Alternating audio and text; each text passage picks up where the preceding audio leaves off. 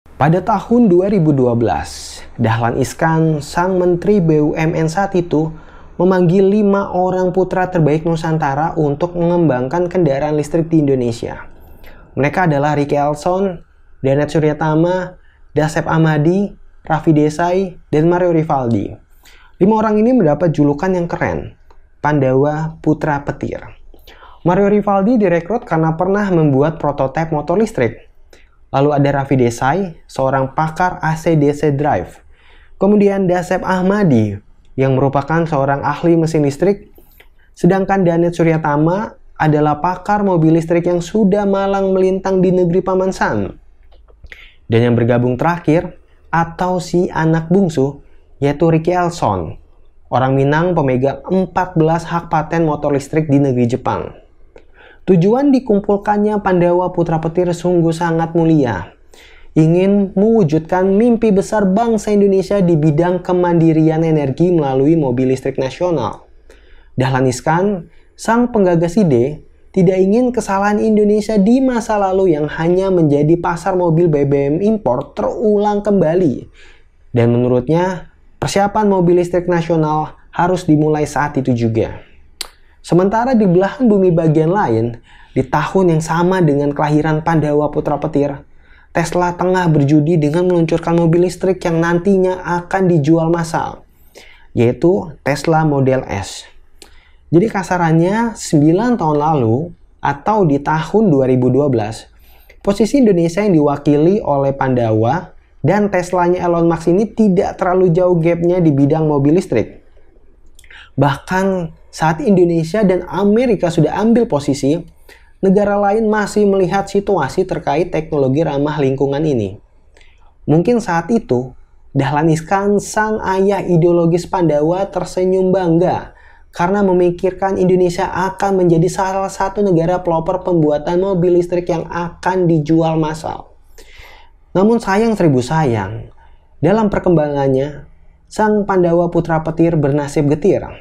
Salah satu anak kebanggaan Dahlan Iskan yang sudah malang melintang dalam perkembangan teknologi mobil listrik di Amerika dan pembuat mobil listrik nasional bernama Tuk Suci, yaitu Danet Suryatama, memutuskan berpisah dan kembali ke Amerika.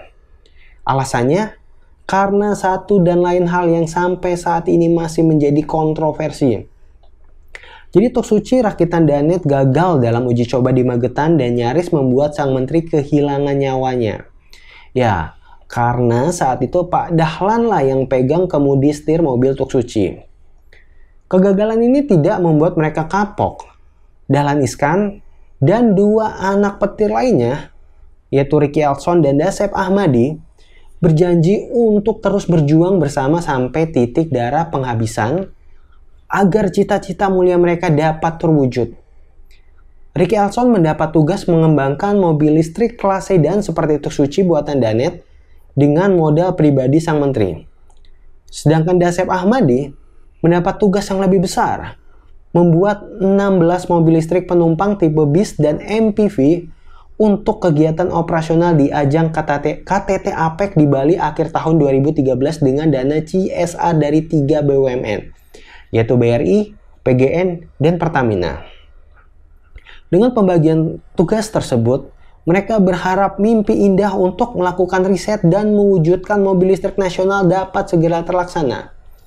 Namun sayangnya, nasib sial lagi-lagi menghampiri para teknokrat muda ini. Mimpi indah mereka berubah menjadi mimpi buruk. Dasep Ahmadi ditetapkan sebagai tersangka dan dijebloskan ke jeruji besi pada Maret 2016 dengan vonis 7 tahun penjara. Alasannya, karena pengadaan mobil listrik oleh Dasep Ahmadi untuk KTT APEC tadi dianggap uang prestasi dan tidak sesuai perjanjian. Sehingga Dasep Ahmadi dianggap merugikan negara lebih dari 28 miliar.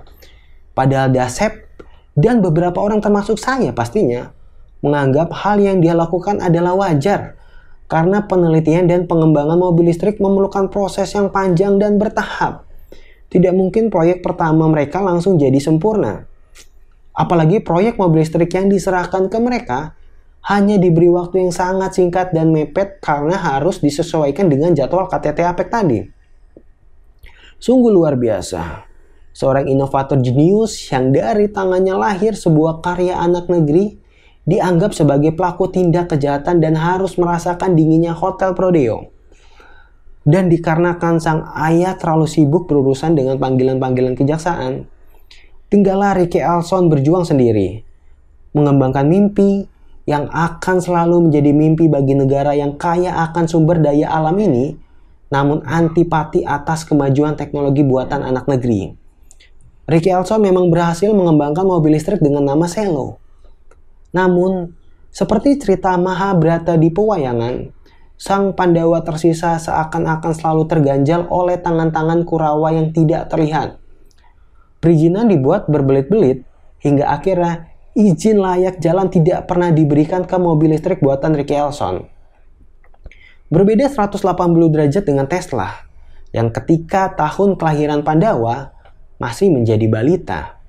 Namun karena kebutuhan gizinya mencukupi, sekarang Tesla sudah menjadi remaja kaya, remaja sultan malah, dan menempatkan CEO-nya Elon Musk menjadi orang terkaya nomor 1 atau nomor 2 di dunia. Lalu di manakah sang Pandawa terakhir, yaitu Ricky Elson sekarang berada? Ricky Elson tidak balik ke Jepang, ya dia tidak mengikuti jejak Danet yang balik ke Amerika, negara tempatnya mengembangkan dan menerapkan ilmunya. Sang putra Minangkabau ini memilih tetap berbakti untuk negeri, berkarya di sebuah desa di pedalaman Tasikmalaya, Desa Ciheras.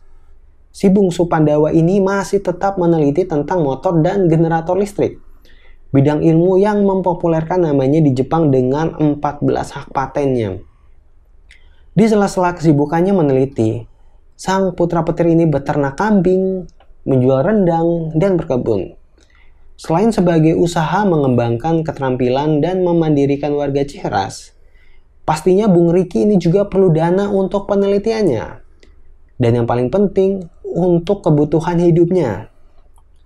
Itulah kisah perjalanan mobil listrik di Indonesia yang memakan korban para teknokrat jenius yang cinta akan tanah airnya.